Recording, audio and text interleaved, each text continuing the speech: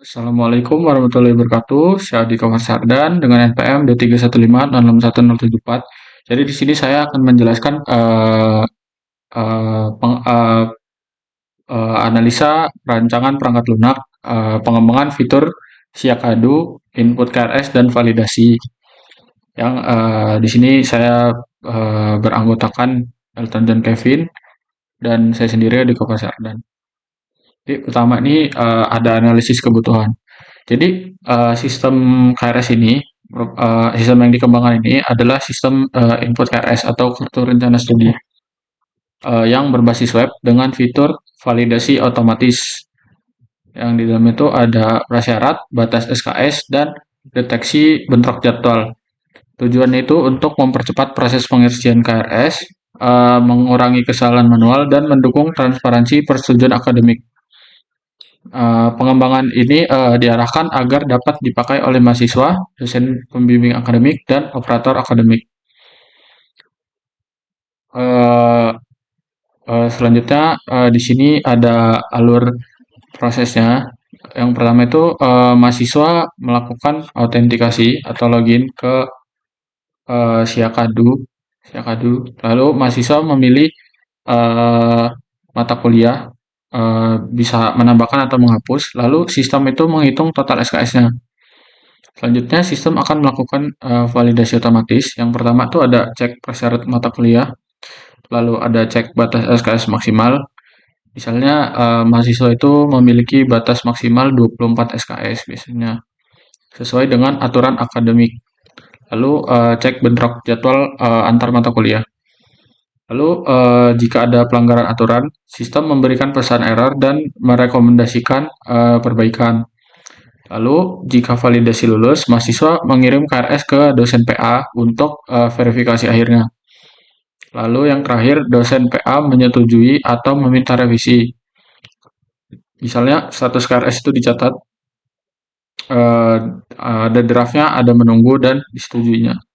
Lalu, apa ya, proses ini tuh mengikuti praktik umum syakat di perguruan tinggi di Indonesia untuk efisiensi layanan akademik. Dan memperhatikan aspek usability agar mahasiswa mudah menavigasi KRS online. Lalu fitur yang dikembangkan di sini tuh ada dua. Yang pertama fitur input KRS untuk mahasiswa dan validasi otomatis KRS. Fungsinya itu yang pertama untuk yang input KRS itu fungsinya antar muka apa mengembangkan interface untuk memilih atau mengelola mata kuliah, lalu melihat total SKS sama menyimpan draftnya. Manfaat dari fitur yang akan dikembangkan itu untuk meminimalkan kesalahan input manual, memudahkan mahasiswa agar bisa kapan saja mengedit KRS. Lalu tujuannya itu untuk mengganti proses kertas atau manual menjadi proses daring yang terstruktur dan dapat diaudit. Lalu yang selanjutnya ada validasi otomatis KRS. Itu fungsinya untuk melakukan pengecekan prasyarat, pembatasan SKS, serta deteksi bentrok jadwal. Lalu bisa si sistem ini juga bisa menghasilkan umpan balik secara real time. Lalu manfaatnya untuk mengurangi beban verifikasi manual pada dosen PA, mempercepat alur persetujuan, menurunkan inkonsistensi data. Tujuannya itu untuk menjamin KRS yang dikirimkan memenuhi aturan akademik sehingga proses administrasi menjadi lebih andal. Lalu mekanisme yang apa ya? Maksudnya mekanisme untuk mendapatkan kebutuhan fungsional dan non fungsional itu dia ada di sini ada 5. Yang pertama ada wawancara dengan mahasiswa langsung, dosen PA dan operator akademik, lalu survei atau kuesioner untuk mengumpulkan data kuantitatif kepuasan dan kebutuhan, lalu observasi, lalu analisis dokumen, dokumen regulasi, lalu sama FGD atau prototyping dan usability testing untuk memvalidasi desain interface-nya nanti.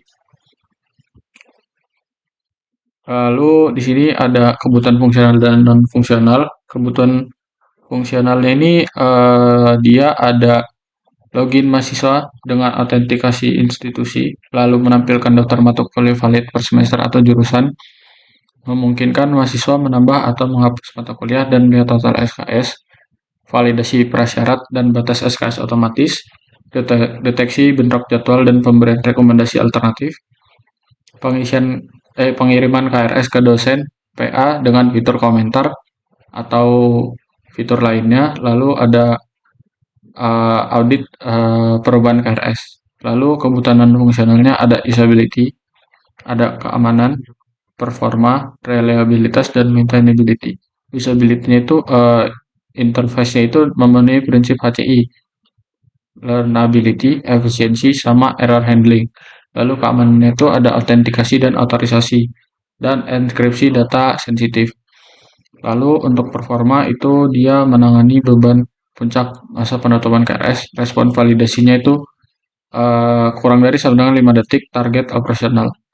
Lalu uptime-nya tinggi, untuk reliabilitas uptime-nya tinggi selama periode KRS.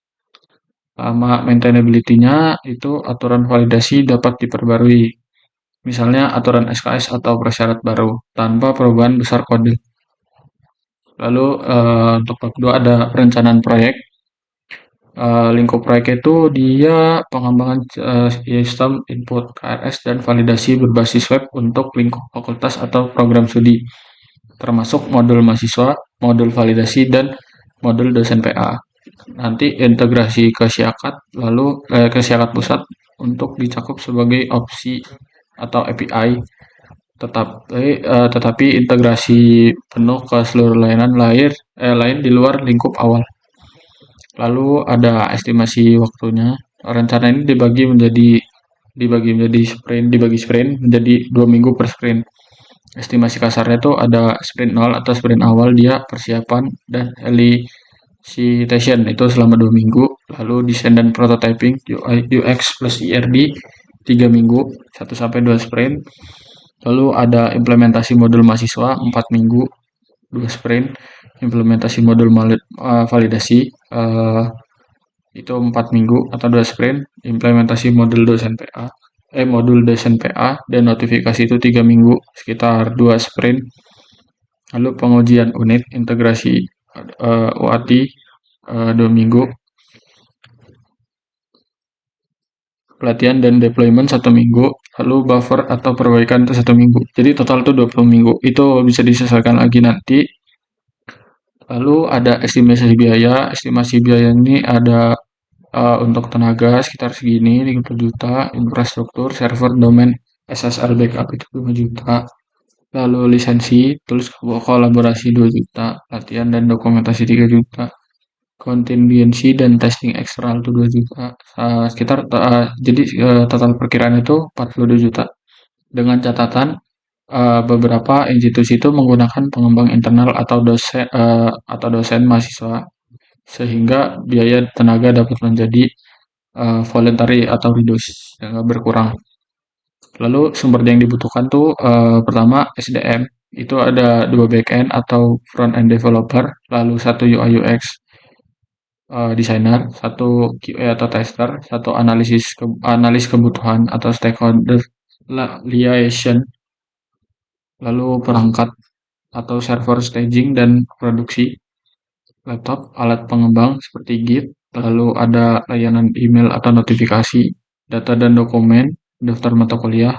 Data dan dokumen itu isinya daftar mata kuliah, prasyarat, jadwal, aturan akademik, untuk memformalkan rules engine. Jadwal ringkasnya sprint 0-1, analisis dan desain, sprint 2-4, implementasi modul mahasiswa dan QI, sprint 5-6, implementasi validasi, sprint 7 itu model desain PA, sprint 8 testing dan UAT, sprint 9 itu deployment dan pelatihan, lalu sprint 10 buffer atau perbaikan. Sekian dari saya. Assalamualaikum warahmatullahi wabarakatuh. Assalamualaikum warahmatullahi wabarakatuh.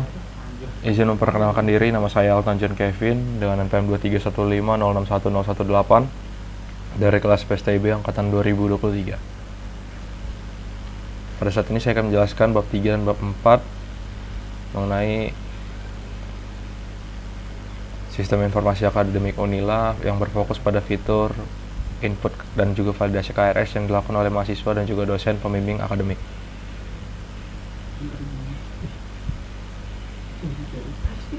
Baik. Pada bab 3 itu dengan judul metodologi pengembangan, yang dimana di sini metodologi pengembangan yang digunakan itu agile dengan pendekatan Scrum, yang dimana alasan digunakannya metode ini karena sering digunakan untuk proyek serupa dalam pengembangan sistem informasi akademik ini, karena dibutuhkannya iterasi dan juga perubahan yang cepat akan fitur tersebut. Dan juga alasan dianjurkannya menggunakan agile dengan pendekatan Scrum ini itu sebagai kerangka kerja dengan beberapa praktik XP, itu pair programming, continuous feedback bila tim pengembangnya kecil. Kemudian untuk proses Scrum-nya itu ada product backlog untuk mengumpulkan user story-nya, kemudian sprint planning untuk iterasi, daily stand up untuk update, development, sprint review itu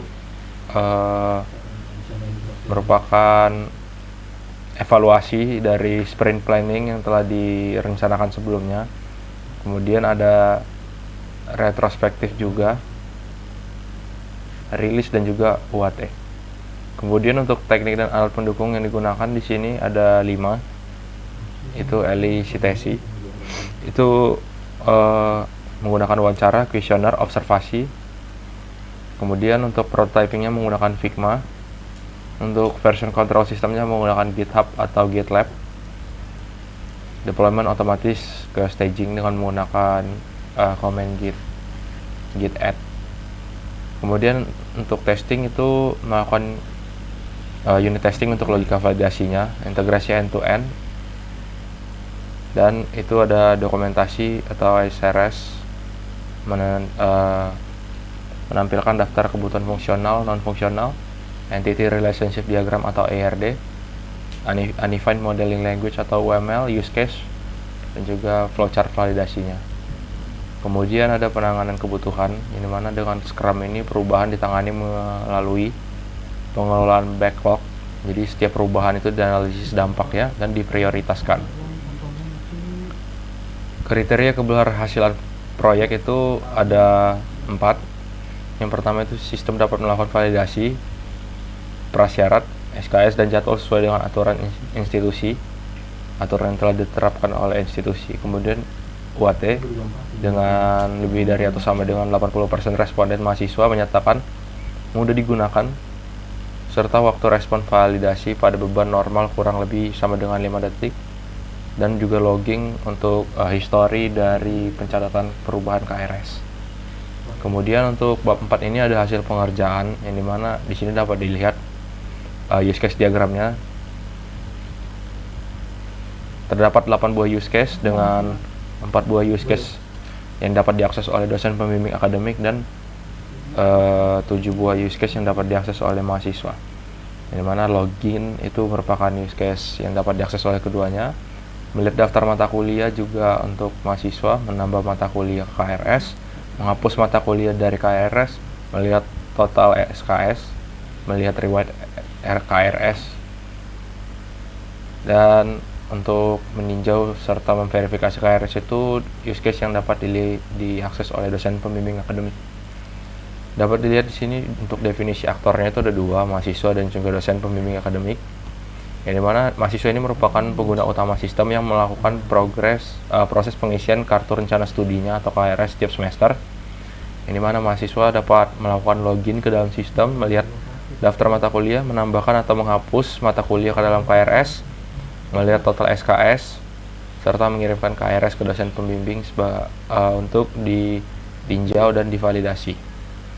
Yang dimana di sini untuk yang kedua, dosen pembimbing akademik itu merupakan individu yang bertugas untuk meninjau dan verifikasi KRS mahasiswa bimbingannya.